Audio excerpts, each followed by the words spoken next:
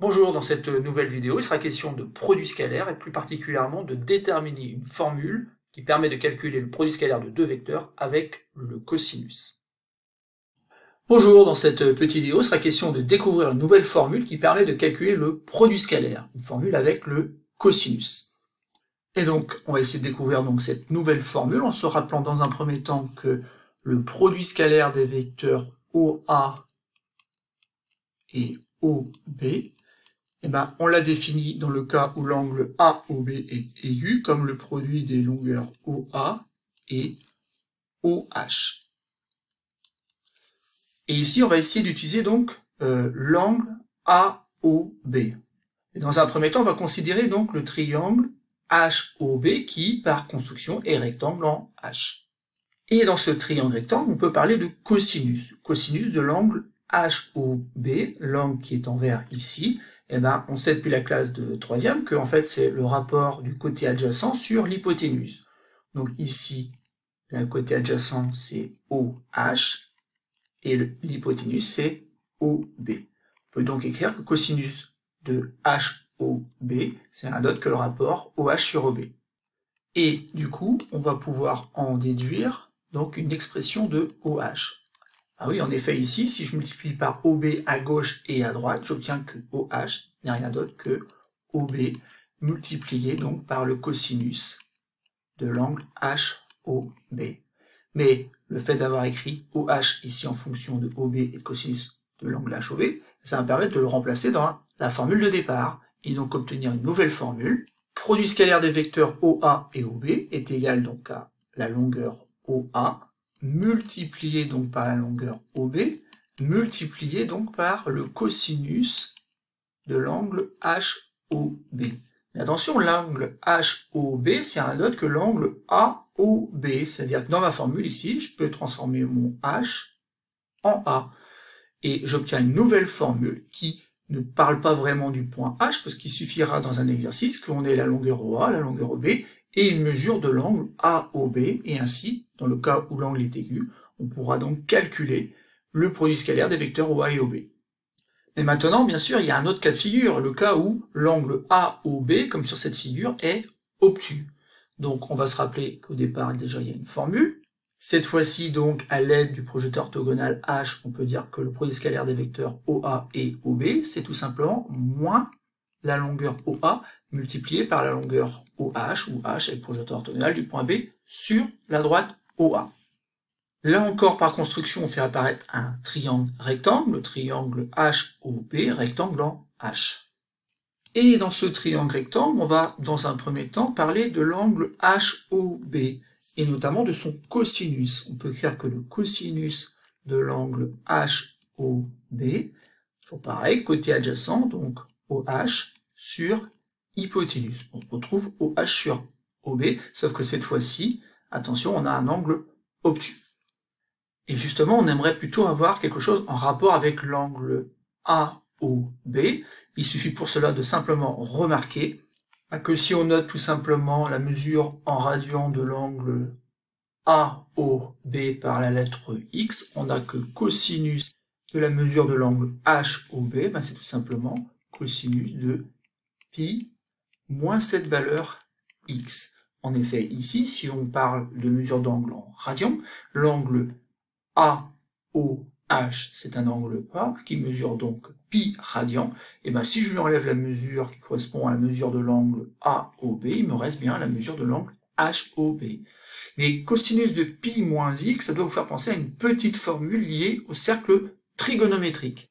Et donc si, ici, on représente en rouge donc la valeur x, la valeur pi moins x, souvenez-vous, donc on l'obtient ici, et justement ici, là, lorsque on représente donc la valeur pi moins x, par définition, le cosinus, ça correspond donc à l'abscisse du point, et il y a une propriété qui dit qu'en fait, finalement, ça correspond à moins cosinus de x. Ça veut dire qu'ici, je vais pouvoir remplacer cosinus pi moins x par moins cosinus de x. Mais x, c'est quoi? C'est une mesure en radian de l'angle AOB. Et ça fait tout simplement, du coup, moins cosinus de l'angle AOB. Et donc maintenant, si je reprends la formule de départ avec produit scalaire des vecteurs OA et OB, eh bien cela nous donne moins la longueur OA multiplié donc par OH, mais OH de la même façon que tout à l'heure, bah, ça devient OB multiplié par cosinus de l'angle HOB. Sauf que maintenant, bah, si on remplace cosinus de l'angle HOB par moins cosinus de l'angle AOB, on a moins OA multiplié par OB multiplié par moins cosinus de l'angle AOB. Mais vous l'avez compris, moins multiplié par moins donne plus. Et donc au final, on a OA multiplié par OB multiplié par cosinus de l'angle AOB. Et on se rend compte que finalement, c'est la même formule qu'on avait obtenue lorsque l'angle AOB était aigu. On obtient une unique formule qui dit que le produit scalaire des vecteurs OA et OB est tout simplement égal au produit des longueurs OA-OB multiplié par le cosinus de l'angle AOB, que cet angle soit aigu ou obtus. Alors un petit exemple pour voir comment on utilise donc cette propriété. Donc l'idée ici bien sûr c'est d'aller calculer un produit scalaire, et donc c'est le produit scalaire des vecteurs AB et AC qu'on va calculer. Ça tombe bien puisqu'en fait on a la longueur AB, or cette longueur-là intervient dans la formule, et on doit multiplier donc par la longueur AC, et multiplier donc par le cosinus de l'angle BAC. Donc ici on n'a même pas besoin de représenter donc les points, hein, il suffit simplement de connaître donc ces informations, et en remplaçant, donc ça fait 3 multiplié par 4, multiplié donc par cosinus d'un angle qui mesure 60 degrés, et donc ici, bah, ça fait tout simplement 3 fois 4, 12, multiplié par cosinus de 60 degrés. Alors vous pouvez vérifier à la calculatrice, ici ça fait donc 0,5, et au final, à la calculatrice, on obtient 6. Donc ici, le produit scalaire des vecteurs AB et AC est égal à 6, et on n'a même pas besoin de passer donc par le projecteur orthogonal cette fois-ci. Et on va terminer cette vidéo en rappelant certaines choses qui peuvent être utiles, notamment pour calculer donc le produit scalaire de vecteurs U et V. Et notamment le fait que dans un repère orthonormé, si x et y sont les coordonnées d'un vecteur u, alors la norme du vecteur u, autrement dit sa longueur, est donnée par racine carrée de x au carré plus y au carré. Alors attention, il se peut que dans les exercices, vous ayez besoin de cette formule. Donc je rappelle, tout ça, ça se nomme la norme du vecteur u, et grosso modo, c'est la longueur du vecteur u qui est donnée par une formule qui est racine carrée de x au carré plus y au carré. Et par conséquent, la propriété de tout à l'heure, avec les vecteurs OA et OB, il va falloir la transformer pour la faire fonctionner avec les vecteurs U et V. Donc si U et V sont deux vecteurs non nuls, autrement dit si les points O et A ne sont pas confondus par exemple, on va pouvoir écrire que la longueur du vecteur U, que l'on note norme de U, multipliée par la longueur du vecteur V, qu'on donne norme du vecteur V, et bien, si vous multipliez par le cosinus de l'angle fait par les vecteurs U et V, de l'angle orienté UV, vous tenez donc le produit scalaire des vecteurs U et V. De plus, il est à noter que le produit scalaire du vecteur U par le vecteur U, ça donne cosinus de l'angle UU, autrement dit l'angle formé par deux vecteurs égaux à U, ça donne tout simplement un cosinus égal à 1. Donc on a quelque chose d'assez remarquable ici, qui fait que le produit scalaire du vecteur U, scalaire vecteur U, donne tout simplement norme de U au carré. Et on notera parfois donc vecteur U au carré est égal au produit scalaire du vecteur U, scalaire vecteur U, par similitude avec ce qu'on fait avec les nombres tout simplement. Lorsque vous avez 7 au carré, c'est 7 multiplié par 7.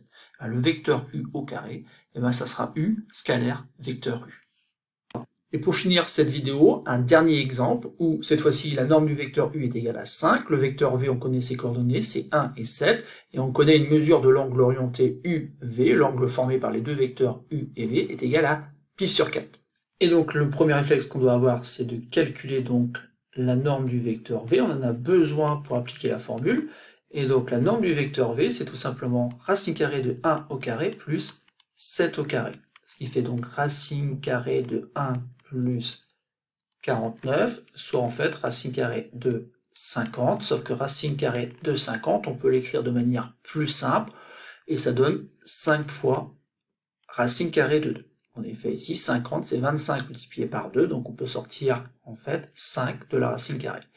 Et maintenant, on va pouvoir donc exprimer le produit scalaire des vecteurs U et V. La propriété nous dit que ce produit scalaire est égal donc à la norme du vecteur U multiplié par la norme du vecteur V multiplié par le cosinus formé par les vecteurs U et V.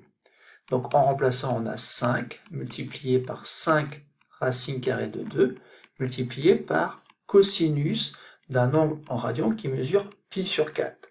Alors attention, ici, on peut faire le calcul sans jamais prendre la calculatrice. Il suffit simplement de connaître la valeur de cosinus pi sur 4. Et la valeur de cosinus pi sur 4, c'est tout simplement racine carrée de 2 sur 2. Et tout ça, bien sûr, ça va donner quelque chose de très simple, parce que 5 multiplié par 5, ça donne 25, et surtout racine carrée de 2 multiplié par racine carrée de 2, ça donne 2, mais 2 divisé par 2, et bien tout ça, ça donne 1. Et donc, le produit scalaire ici, ça donne tout simplement 25. Voilà, c'est tout pour cette petite vidéo. Cette vidéo vous permettra donc de faire des exercices où il s'agira de calculer un produit scalaire, connaissant bien sûr la mesure d'un angle.